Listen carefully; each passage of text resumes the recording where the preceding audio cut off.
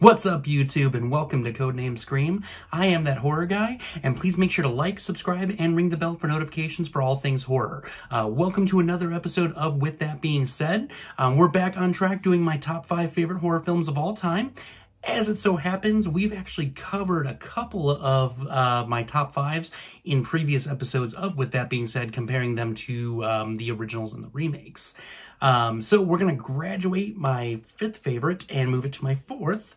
So we have an episode this week for you guys. So my now 4th favorite horror film of all time is the 1987 Clive Barker film Hellraiser.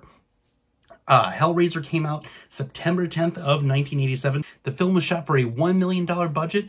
It grossed in box office $14.6 million. If you were to adjust that for 2021 inflation, we'd be looking at about $33.8 million. So not a ton of money, definitely on the cult classic side of things. As a whole, this movie actually gets a lot of good reviews. It's mixed in the critic side of things, but overall, they ended up loving it. So, as you guys know, we're just going to briefly touch base on the film, talk about some of the behind-the-scenes things, and why it is in my top 5, inevitably. So the film starts off in Morocco with Frank. He purchases the Lament configuration, or puzzle box, if you would, from a local dealer, goes into an attic and solves this puzzle. Hooks and chains start flying out of the walls and just completely tear him apart.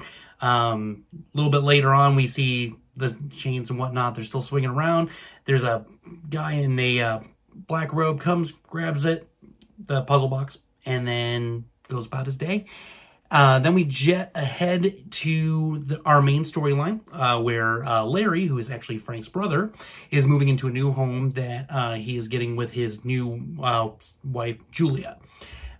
Julia had a previous affair with Frank just before their wedding day, so she's overly obsessed with his brother, and they have no idea what happened to him. He just disappeared. Kirsty is Larry's daughter, decides she's not going to live with them. And as they're moving in, Larry accidentally cuts his hand on a nail sticking out of the wall when he's moving a mattress up the stairs. The blood goes into the floorboards and disappears. It ends up, in turn, resurrecting a skinless corpse version of Frank that Julia now comes across later on in the attic. And he explains to her that the more bodies she brings, he'll take the life from them, and it'll help make him again. So Julia goes about bringing in just very desperate men, and then killing them right then and there in multiple gruesome ways. And as it progresses, Frank is becoming Frank again, more or less. It's pretty gruesome graphics. A lot of people, dog on the special effects of this movie. If you look back on the time in which it came out, these are pretty good, I thought, overall. Very good practical effects. There were some, obviously some, what would then be, classified as CGI, but the practical effects side of this thing was pretty awesome.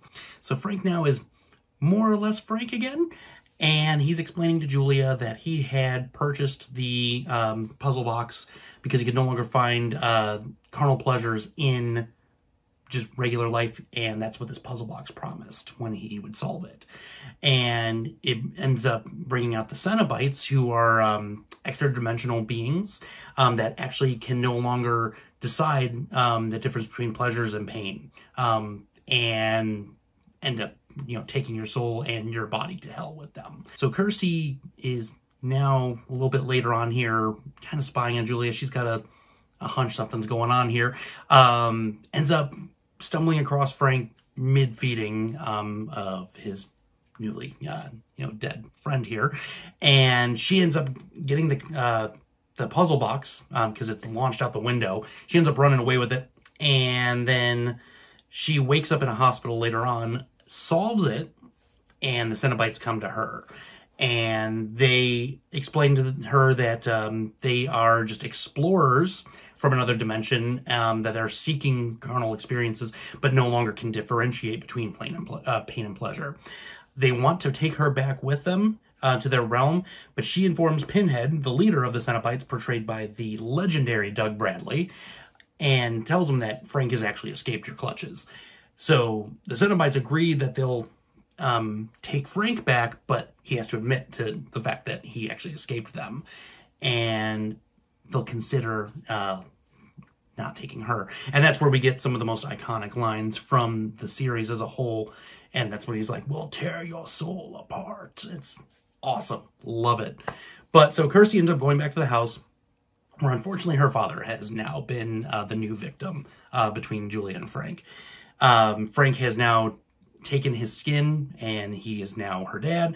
Julia shows where Frank's corpse is to be.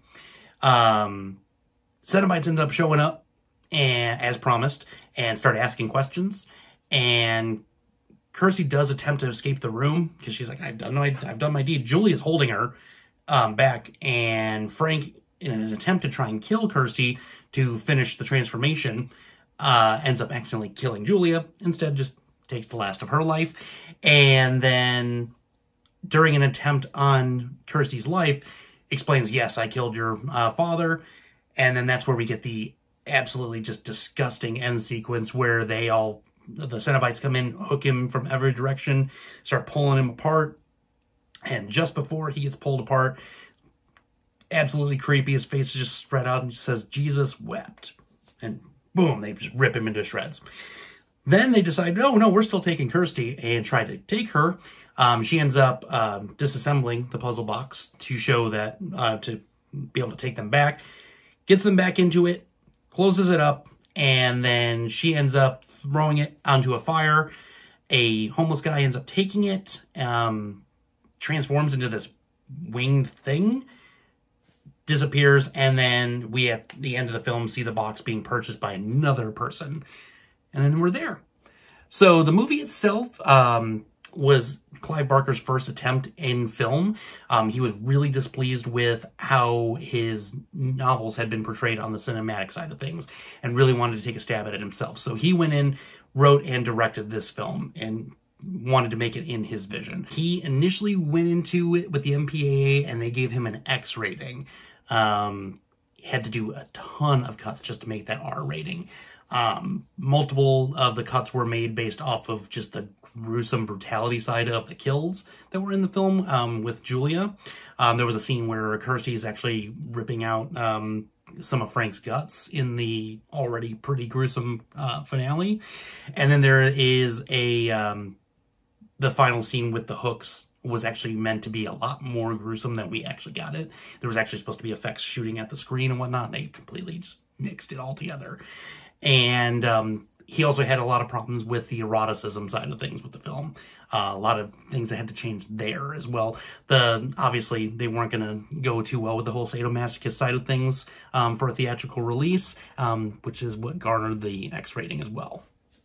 The score was done by Christopher Young, who actually did Nightmare on Elm Street 2, as well as Invaders from Mars from 1986. The score of it is really cool because it is gothic and creepy in nature, but it has a lot of those synths and a lot of the electronic side that just makes it catchy and memorable, I thought, as a whole.